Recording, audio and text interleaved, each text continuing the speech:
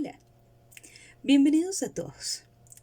En esta oportunidad, esta videocolumna se dirige es propiamente hacia el rol docente, que es lo que nosotros debemos hacer en torno a la construcción de esa memoria histórica.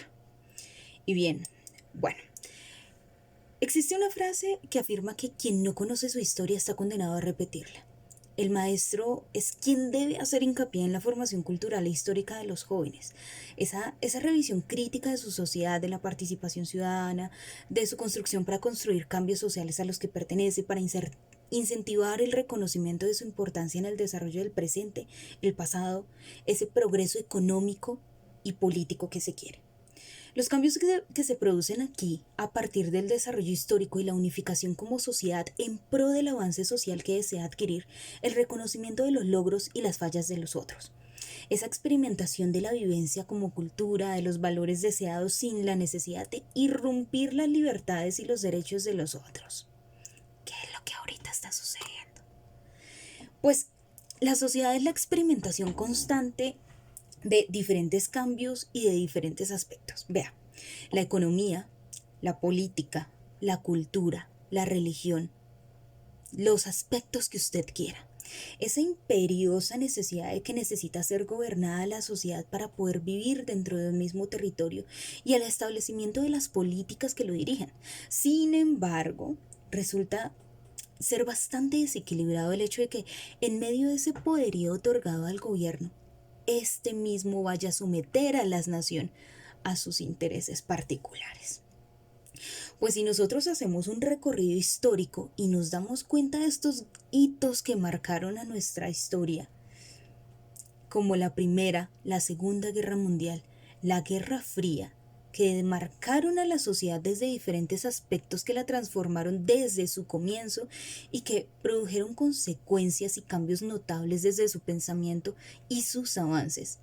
La pregunta en este punto es, ¿son necesarias las tensiones e intereses políticos de los gobiernos para generar cambios sociales y culturales? Esa pregunta se la hago a usted. Respóndala ya.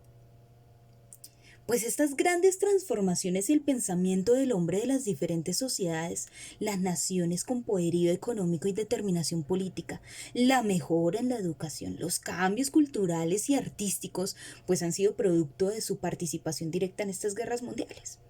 Es como que quien se equivoca y yerra, pues aprende. Solo que en esta oportunidad vemos tal lección a gran escala. Esto le sucede al mundo.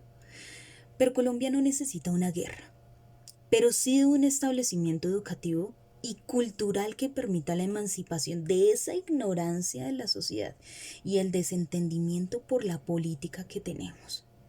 El país prueba constantemente una desinformación, un desinterés y no ejerce sus derechos. Y el aprovechamiento de esa constitución que, como dijeron los franceses, es una constitución de ángeles, pues el país permite que la corrupción política tome posesión del poder y lo dirija.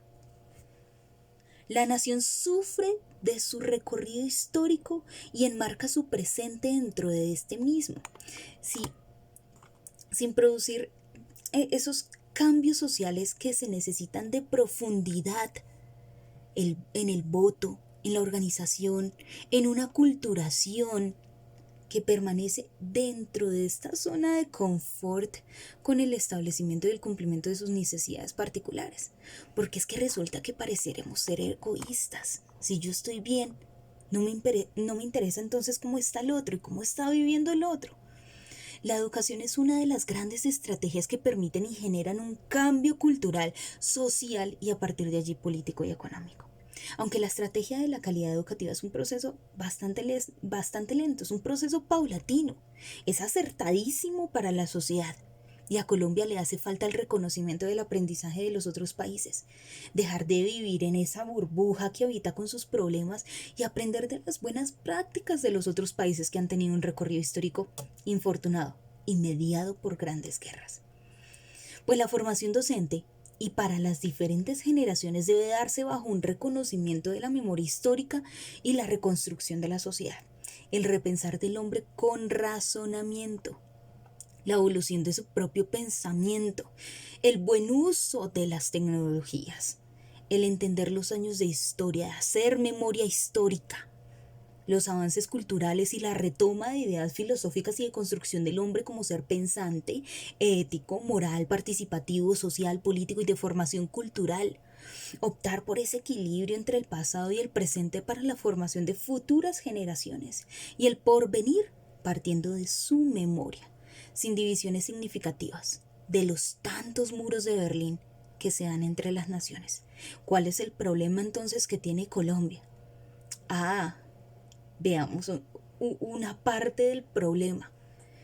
Es que desde que llegó Internet, desde que nosotros no tenemos memoria histórica, desde que todo se lo dejamos a San Google, pues no nos acordamos de nada, de nada. Pues en nuestro rol como docentes, que en el aula es mucho más profuso, se hace un análisis mediado por el buen uso de esas tecnologías de información y comunicación. Se hace el reconocimiento histórico y que ese trabajo también sea reconocido por la sociedad. Porque de nada sirve que los docentes nos movilicemos en las aulas en pro del conocimiento. Pero ojo, porque no hablo de un adoctrinamiento, sino precisamente de una emancipación de esos currículos que necesitan urgentemente unos cambios para dar realmente una educación de calidad, hacer cambios en la infraestructura y que se invierta verdaderamente en la educación, porque es lo único que nos puede sacar de esta olla a presión y que ya está pitando. Si realmente la sociedad no admite la responsabilidad que tiene la educación y si no respeta la labor docente y si no ejercemos como ciudadanos, pues nada que hacer. Apague y vámonos.